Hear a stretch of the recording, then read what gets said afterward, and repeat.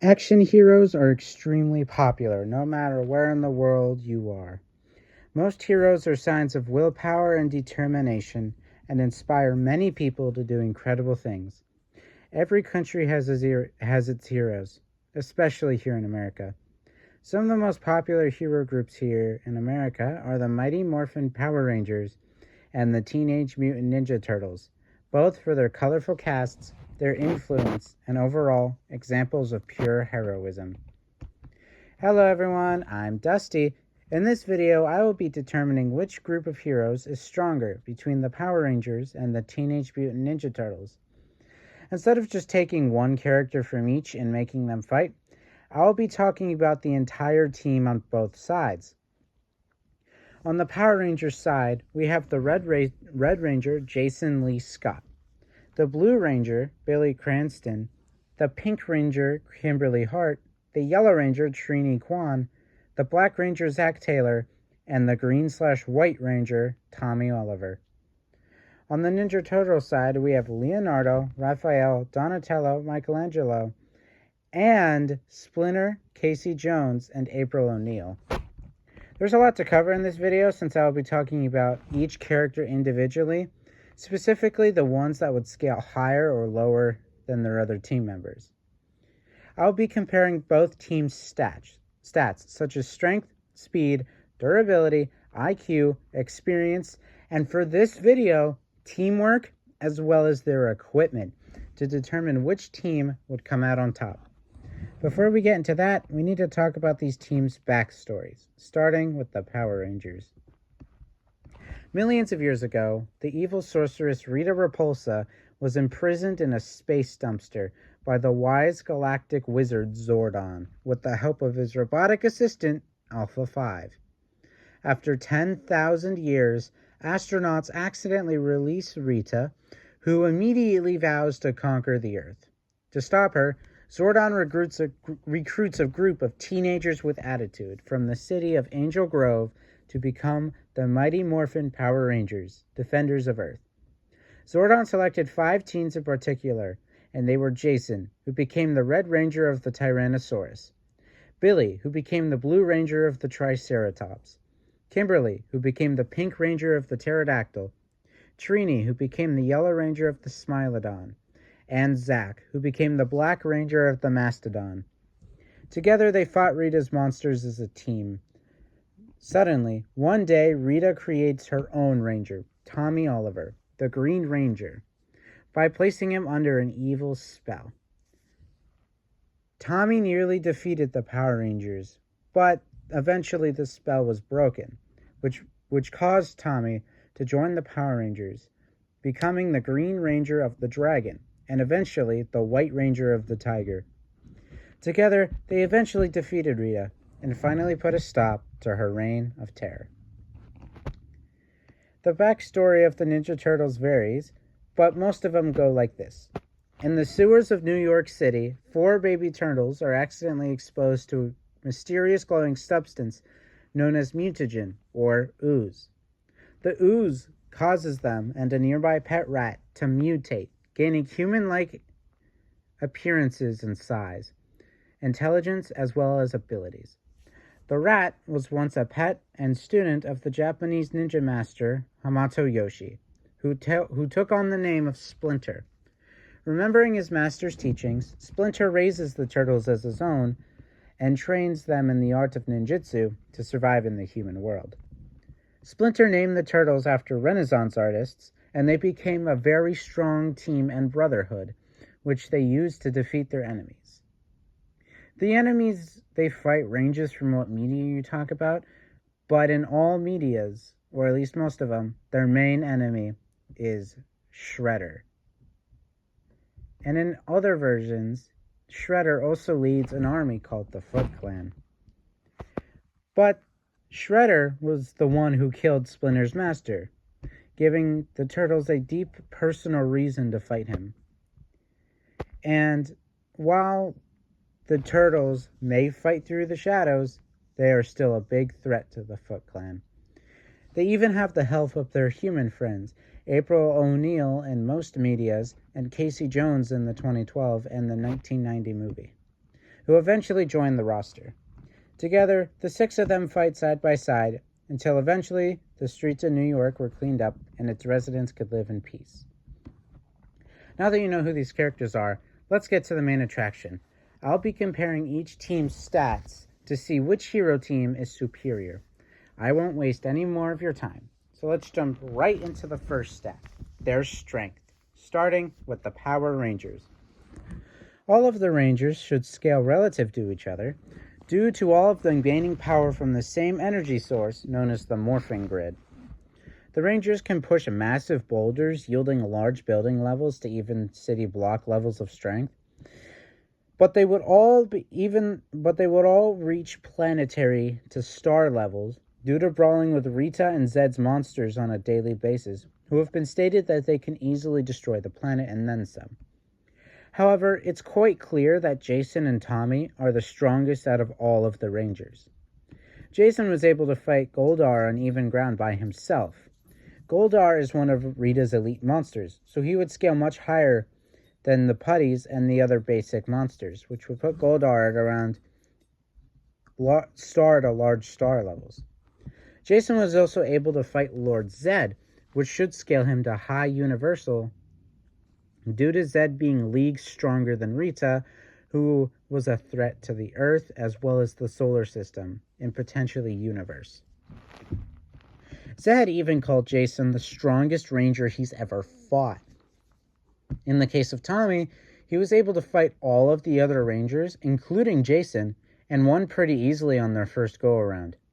Zordon has also stated that Tommy is the strongest ranger, which should put him above Jason in terms of strength. Tommy is even in other shows like Dino Thunder, however I'll only mainly be using the feats from Mighty Morphin and potentially Power Rangers Zero. Overall, the Power Rangers are very powerful, with the weaker members scaling to planetary to star, and Jason and Tommy scaling to universal. Before I talk about the Turtles' strength, I want to say that there is no single version of the Turtles that can be considered the main ones. So I'll be using their feats across all media. That being said, the Turtles are pretty strong in their own right. Let's talk about Leo first, since he's the leader. In the 2012 TMNT show, Leo was able to defeat Radzar/Dog Pound, who was able to survive an explosion that yielded around building to large building levels of explosive energy. In Rise of the Teenage Mutant Ninja Turtles, Leo should be comparable to the other Turtles, who would all scale around large town levels due to being able to fight that version of Shredder. However, his strongest version is his 4Kids version, where it has been stated that he can easily shake mountains, but he would also scale to around a large planetary due to being able to beat Tengu Shredder in his dragon form, who was able to create a lunar eclipse with his power. So Leonardo would scale to large planetary to potentially star. Now, Raphael is either the strongest member of the squad or tied with Leo for the strongest, depending on what version you use. The 2012 version of Raph isn't that impressive and should scale relative with 2012 Leo. And Rise would be the same thing, so he would scale relative to Leo, and the other Turtles, who were large town levels. And 4Kids Raph, it's the same thing. He would scale relative to Leo, meaning he would be large planetary to star. Donatello is in a similar boat, except he's slightly lower, since he's definitely weaker than Leo and Raph in pretty much all medias. Michelangelo is also similar. However, I want to mention Rise Mikey specifically, since he was able to lift and literally throw a cargo ship to city block levels of explosive energy. Most cargo ships weigh up to 600,000 tons. So yeah, that's very impressive. So the Turtles themselves would scale from a variety of large building to a minimum and large planetary to star at a max. As for April and Casey, they would both surprisingly scale pretty decently high for being regular humans. In the 2012 show, April and Casey are both relative to the Turtles, meaning they should scale to large building levels. However, this is their only real strength feats, otherwise they would just be wall level.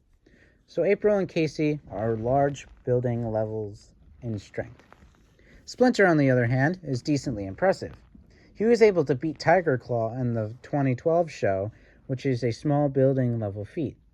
In 4Kids, Splinter would scale a large planetary due to being relative and not slightly higher than the Turtles in terms of strength, and also against his fight with the Mystic Warriors. So which team is stronger? Well, it's pretty close actually. The weaker members of the Power Rangers should scale around the same as the Turtles. However, the Power Rangers would take strength due to Jason and Tommy being in the universal ranges of power. So while it isn't a complete stomp, since the Turtles should be able to compete with the Rangers like Billy, Zach, Kimberly, and Trini, since they scale similarly, Jason and Tommy just vastly outscale the entire team by themselves. So while it's not a complete wall, the Power Rangers would take strength. Now let's move on to the next stat, which is speed. The Power Rangers have incredibly fast travel, reaction, and combat speeds. The Rangers have very consistent MFTL plus, or massively faster than light plus speeds, such as the time while they were able to react to the Tengus flying and were able to dodge their attack without being morphed, by the way. They should also be comparable to Justin, who avoided Red Feather's takeoff, which is another MFTL feat. The Rangers, and specifically Jason and Tommy in particular, are capable of fighting Lord Zedd, who is able to react to the Thunderzord assault team flying, which is capable of crossing across different galaxies in minutes. So yeah, the Rangers would have very consistent MFTL to MFTL plus speeds. Despite, being turtles, the turtle crew can move very fast. In the 2012 show, the turtles can move faster than human perception and even outpace missiles, which puts them at hypersonic speeds, if not a little higher. In Rise, they would be around the similar levels of speed, which is hypersonic to hypersonic plus, for similar reasons, except slightly more consistent. And lastly, in 4Kids, they were able to speed blitz Tengu's Shredder before he could react a few times. So the Turtles would have very consistent hypersonic to hypersonic plus speeds across all forms of media that they are in. Splinter himself should be relative, if not a little higher than the Turtles, for many different reasons, such as being able to contend with all four of them at once, taking them off guard at a few points, etc. April and Casey are actually also pretty fast, since they would both be relative to the Turtles, especially their 2012 versions. And in the case of Casey specifically, he was able to attack faster than the regular human eye could track, as well as keep up with Raph, who, like I said, could outpace missiles and also move faster than the eye can track. So the entire TMNT crew should have hypersonic to hypersonic plus speeds. So while this stat is a much wider gap than strength was, as the Power Rangers should take the edge pretty easily. While the Turtle crew is not slow, the Power Rangers can react to a lot faster things than the Turtles have ever been able to be capable of. So yeah, the Power Rangers take speed pretty easily, and it's not really a contest. Now let's move on to durability. The Rangers are incredibly durable. They were able to survive their headquarters being exploded right on top of them, and they were just fine. When calculated, this explosion had city blocked all the way to city levels of explosive force. The Rangers are also able to take hits from elites like Goldar and Rita, which should give them planetary to star levels of durability. However, their best feat is being able to take blows from Lord Zedd. Well, take is an overstatement, as they were overpowered pretty easily, but they were still able to take a few blows, so it would still count. So this would give the Rangers universal durability. The Turtles have decently impressive feats of durability. They can take blows from enemies like Dog Pound and Tiger Claw, who can very easily scale a large building. However, their most impressive feat comes from the 4Kids show, where they were able to take blows from Tengu's Shredder and the Kappa Tengu, which would scale their durability to large planetary to star. Splinter is also very durable, as in the 2012 show, he was able to take a pretty big beating from Super Shredder and even survived a 1,000-foot free fall.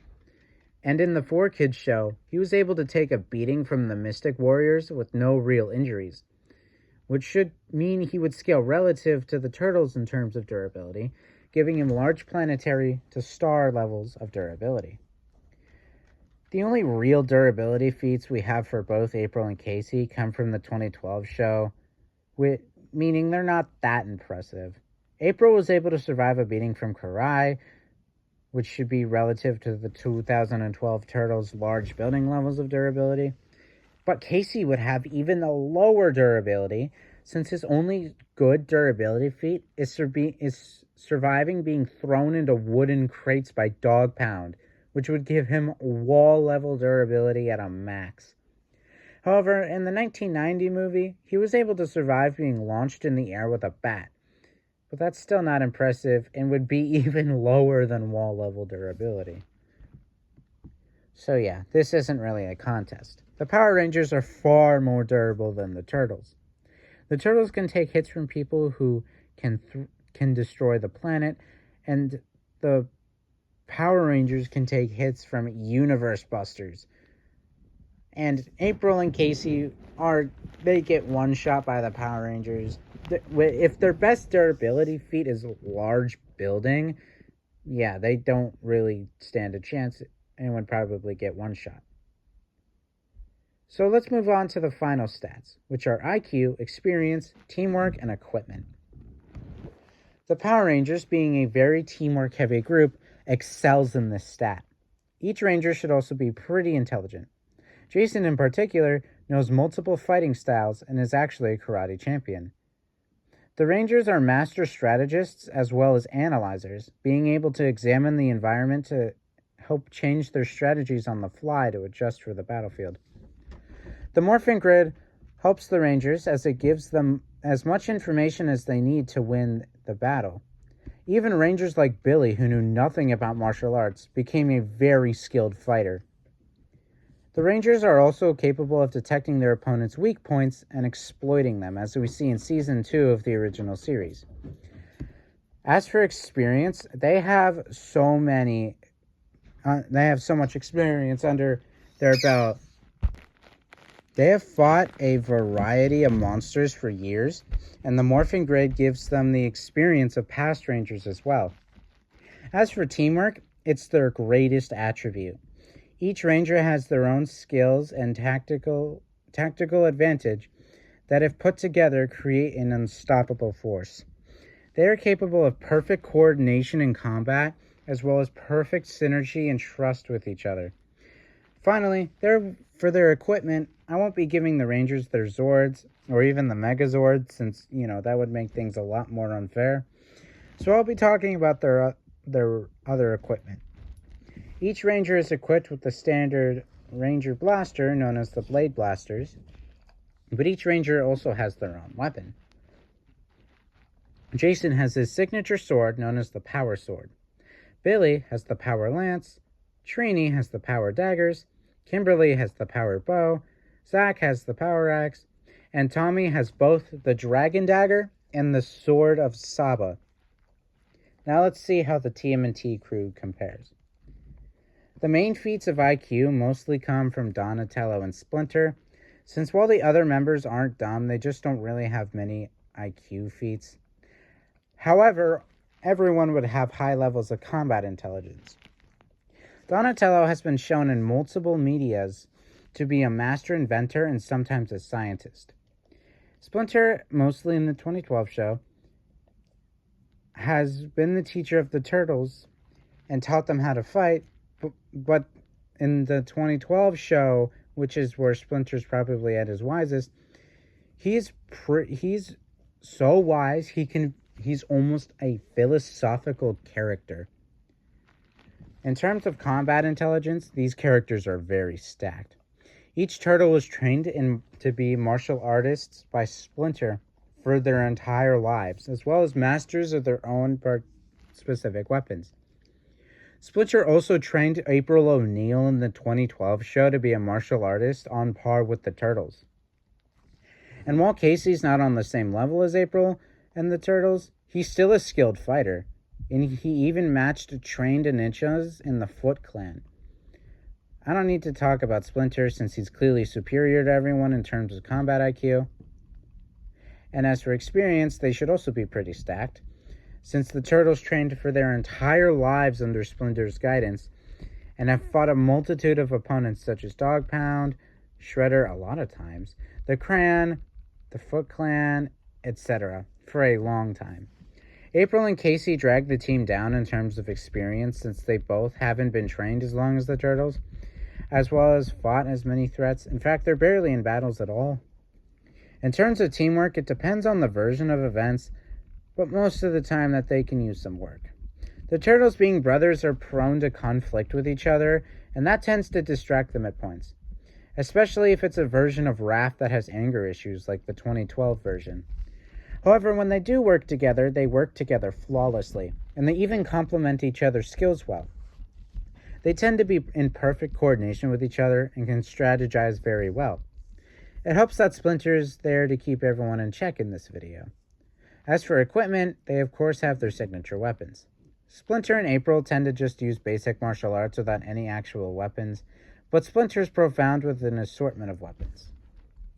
Leonardo has his dual swords, a sword that can create portals as we see in Rise, a bow and arrow, smoke bombs, shuriken, grappling hooks, rocket launchers as seen in 2012, kunais, and the Gunshin sword.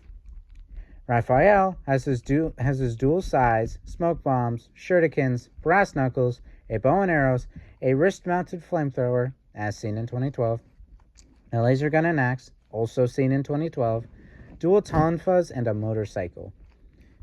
Donatello has his wooden or metal staff, depending on the version, smoke bombs, and shurikens. Michelangelo has his nunchucks, shuriken, smoke bombs, bow and arrows, a laser blaster, as seen in 2012, and shuriken. And lastly, Casey Jones has an assortment of hockey sticks as well as other sports equipment. So after all that information, who wins? Well, sorry for the TMNT fans, but it's the Power Rangers. While the TMNT crew has a lot more equipment and guidance with Splinter around, the Power Rangers are just simply faster, and in the case of Tommy and Jason, they are far stronger. While the TMNT crew can definitely compete on equal footing with Trini, Kimberly, Billy, Zach, Tommy and Jason are just so much stronger than the Turtle crew that it makes it really hard for the Turtles to pull out a win. The Power Rangers also just have far more experience, training, and more team synergy with each other. Sure, the Turtles being able to fight and beat Shredder, who can cause a lunar eclipse, is impressive, but the Rangers could battle Lord Zed, who can easily destroy the universe. It also really doesn't help that the Turtles can get speed blitzed and will also struggle to land hits on the Power Rangers due to their high reaction speeds. So yeah, the winner for this video is the Power Rangers with low difficulty. And medium difficulty for the weaker members like Trini, Zach, Kimberly, you get it. I hope you enjoyed this video. It took me a decently long time to make, but I am pretty proud of what I released. If you disagree with anything I said in this video, make sure to comment down below, and I'll make sure to take your feedback in mind. Anyways, this is Dusty, signing off. Have a wonderful day.